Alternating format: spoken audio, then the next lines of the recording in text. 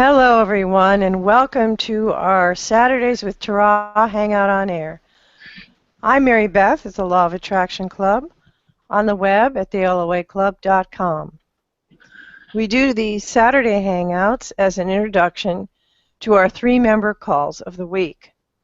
Once or twice a month, we open up these calls to our free guest membership level. There's a link on your screen that will get you to our subscription page if you'd like to get invites to these calls. Robin usually channels for the Saturday call. I usually do Tuesday, and Rachel does Thursdays. Today, all 3 of us are channeling, and this is going to be great fun. For those of you watching the recorded video, we'll be adding pop-up links with more information about us and how you can access the complete audio of the extended call with questions and answers. So we welcome you. We welcome Robin, Rachel, myself, and Tara. Let's get started.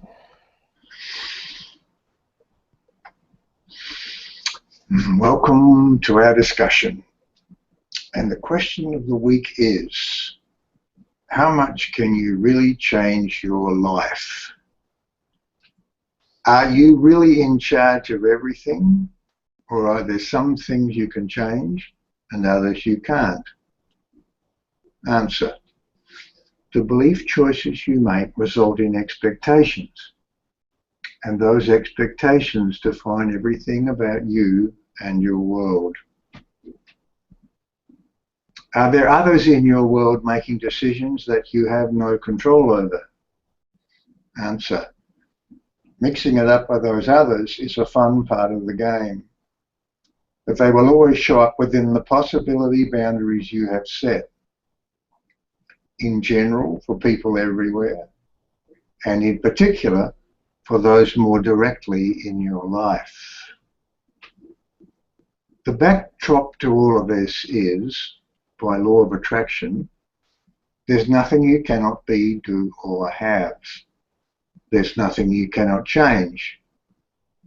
You can change small things, how your day unfolds, whether you find your lost car keys, whether you get a good parking space, how good the service is at the restaurant.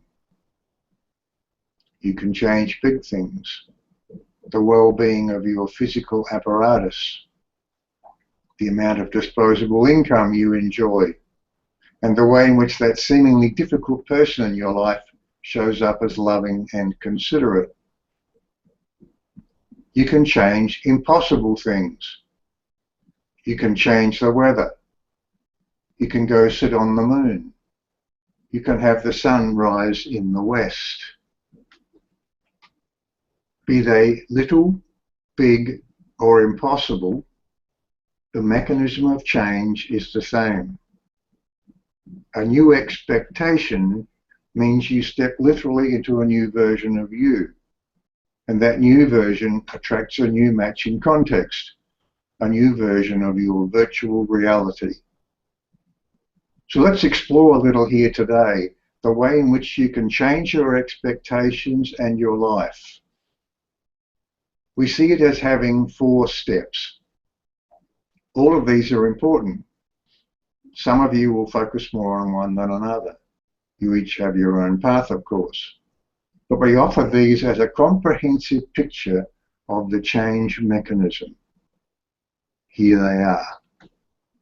Step 1, background awareness of who you are and how it all works.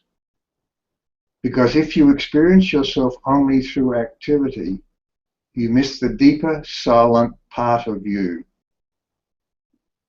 Knowing who you are breeds confidence. Confidence helps you focus, helps you to stay consistent with the choices you make. Confidence helps you stay away from second-guessing yourself. This step 1 is, of course, the subject of many of our discussions, and we encourage you to find places like this community where you can ask your questions and get answers that make sense to you. We also encourage you to regularly visit that deeper, silent place with meditation or with guided visualization. Know who you are. Step 2, foreground awareness. An ongoing present awareness of where you are right now, how you feel, and how you're responding to the world. Foreground awareness acknowledges that what you're experiencing right now is what you've chosen to expect. How do you know what's in your tapestry of expectations? Well, for starters, look around. What you see is what's in that tapestry. But there's much more there than just your immediate world, and it's possible to go within and explore. We'll talk some more of that shortly. Step 3. Then comes the question, what do I want now? The answer to that question is your new choice. And here's where that focus we talked about in step 1 becomes important. You need to practice that choice into all levels of your consciousness until it just becomes part of the fabric of who you are. This is what Abraham calls lining up with your choices. Perhaps the biggest mistake people make with the law of attraction is to think that because they made a conscious decision today, that they now have a new vibrational set point. Well, the truth is, if you spend a lot of time practicing the thought that money doesn't grow on trees, it's possible, we'd say probable, that some ongoing focus is going to be needed to build a new story into that tapestry on the topic of abundance. From an Abraham quote this week, you cannot be in a steady feeling of poverty and allow abundance. Those two vibrations don't go together. You've got to find the vibration of abundance. Humans often say, how can I find the vibration of abundance when I'm standing in a vacuum where no abundance exists? And we say, you've got to use the power of your mind. You've got to find a way to offer a vibration that matches abundance before abundance can flow into your experience. You have to feel the way you want to live. In other words, you've got to be happy even in the absence of what you want. And in time, what you desire will come. We say, Amen. And this is a wonderful segue into step 4, feeling good. Being easy about it all. Staying away from, it must be this way, because that can feel like desperation. Eager anticipation is high confidence. Eager anticipation is wonderful. Where's my stuff is low confidence. If you know it's coming and all is well, you don't have to keep score. Nothing is more important than simply choosing to feel good.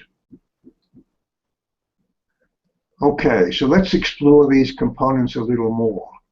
And we're going to use the metaphor of your local library, the one with the books in it. Even if you've never been inside it, what do you know about it?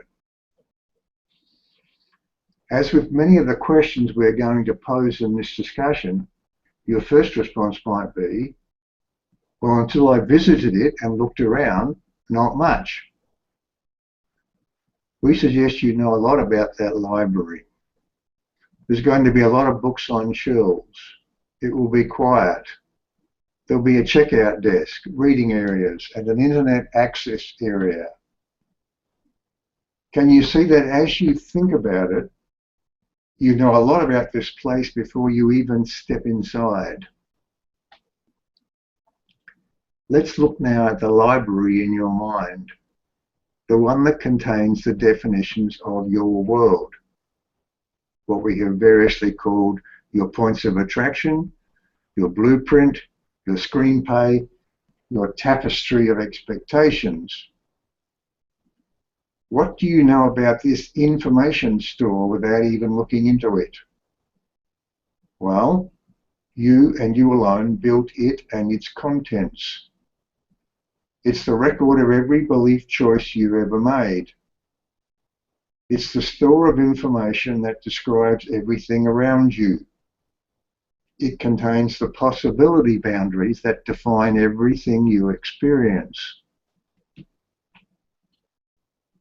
Now let's go into that local library and explore. There are sections. There is fiction and non-fiction. There are books of many shapes and sizes. If we ask you what you know about one of these particular books, once again you might say, until I read it, nothing. But in fact you know many things in general about books in libraries, and about books in different sections of libraries. If you take that book down and begin to read, then of course you know more and more about it as you proceed. Now let's step into that record store in your mind. What sections are there? Well, once again, there's fiction and non-fiction. Except that this time the non-fiction section is very small. It has only 2 books. 1, who you are and why you're here, and 2, the law of attraction, the organizing principle of everything. The rest is fiction. And within that there are sections about physical stuff, your world and the physical you, and about your non-physical world and your non-physical you. In that huge section labeled fiction is a book on every topic you know about. If you don't know it exists, then in your world it doesn't. If you know it exists but know very little detail, then in your world those pages remain to be filled in. And without them being filled in, there is no such detail that exists. As you go through life, as you attract and intersect with those others out there, you are filling in the pages of one book after another. But remember, all of these are in the fiction section. And as with all of your books, you can create a new edition with a changed story about any of them. Let's go back to that local library of yours. Look around at the fiction and non-fiction sections. Can you see that in reality, the most inaccurate description in this place is the label non-fiction? Because this very library is itself one of the books on the shelves in your mind. And even right now, as you are thinking about it, you're creating it. You are writing in that book, and everything in it is fictional. So how do you know what's written in your books? You get quiet. You go within. You ask, what do I really, truly expect? You listen. You will know. If you truly want to know, if you're committed to not kidding yourself, ask, listen, and you will know. So part of step 2 is knowing that which has already been written. Then in step 3, pick up the keyboard, begin a new edition and submit it for publication, and resubmit, and resubmit, until you get the sense that it's deep and it's in place. You expect it to be as you've chosen it to be, and you feel good about it. We recommend starting with little changes, then moving to big changes, and then by the time you're ready for the impossible changes, you will have discovered at your core who you are. You will be an enlightened master. But then again, you always were and you always are. So how much can you really change your life? Well, you must tell us, because as with everything else, it's really your decision. We would just say that it's limited only by your imagination, and that has no limits. The only limits that can ever possibly exist are those you've created for yourself by choosing to believe in them. In our longer discussion, we'll expand on this even more, and we encourage you to bring your questions and your books, and together we'll explore that library of yours and see what we can find. If you've been live with us on this Hangout, our discussion continues now on our conference line. You're welcome to join us and bring your questions and comments. Use the number on your screen. If you're watching the recorded video, click the pop-up links on your screen for more information about us and the audio